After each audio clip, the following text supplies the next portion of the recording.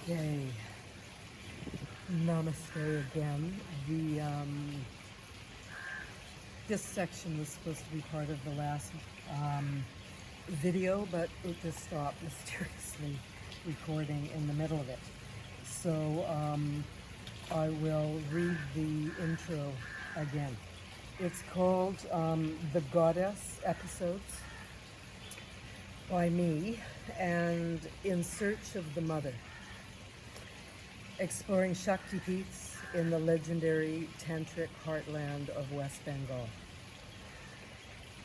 Pilgrimage has always been an important part of my spiritual path, and I try to go on a yatra whenever possible. Over the past decade, I've traveled throughout India to places like Tiruvannamalai in Tamil Nadu, Kerala from top to bottom, to Mysore and Goa in South India, to Orissa and Varanasi further north, and on the Buddhist trail to places like Bodh Gaya, Rajgir, Dharamshala, driving all the way from Manali up to Leh, and finally Darjeeling to Sikkim, and then finally up to Nepal, where I now spend a few months every year. I've done various sadhanas to cultivate bhakti towards deities from both the Hindu and Buddhist traditions, from Shiva and Shakyamuni Buddha, Padmasambhava, Avalokiteshvara, and Vajrasattva. I've followed in the footsteps of Guru Rinpoche through the Asura caves up to Upper Mustang in Nepal, the route that he took to slay the demons in Tibet as he was spreading Vajrayana Buddhism. Even though I'm actually a Nat Yogini and belong to the Nateshwari family, or Panth, that embraces the synthesis of masculine and feminine energies, Shiva and Shakti, I realize that in my own personal sadhana, I've been focusing mostly on male deities. And so I want to redress this situation and ask, the Devi to come into my life in a more profound way. And so, yes, I've been doing that. Pilgrimage, it's time to embrace the goddess, the mother. Pilgrimage is about transformation, and I hope my journey will take me to the heart of the mother. I decide the best place for this is the Tantric heartland of West Bengal.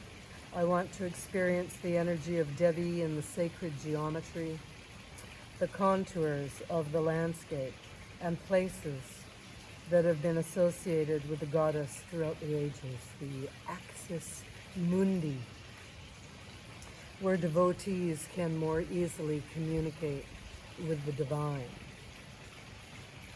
So the ultimate destination of my sadhana are the Shakti peaks, the auspicious places where parts of the Devi fell to earth. I want to have darshan of the goddess, and in doing so, have her reveal the feminine within me. Jai Ma. And the word on darshan, it's a very important word in both Buddhist and Hindu traditions, and it is, yes, especially on the spiritual path. And so it has a few meanings. Even simply having a view, a point of view, can be called a darshan in some cases. But more on the spiritual path, it could be with a deity. So, a devotee goes into a temple, into the inner sanctum, and looks into the eyes of the consecrated deity and sees the essence of that deity. She's very much alive to the practitioner, and to the point where she actually also sees her child, her devotee, and is very compassionate.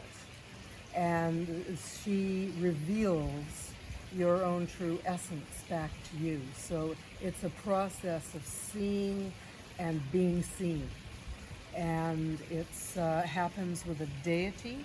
It can also happen with, you know, a lake, like a place, holy site.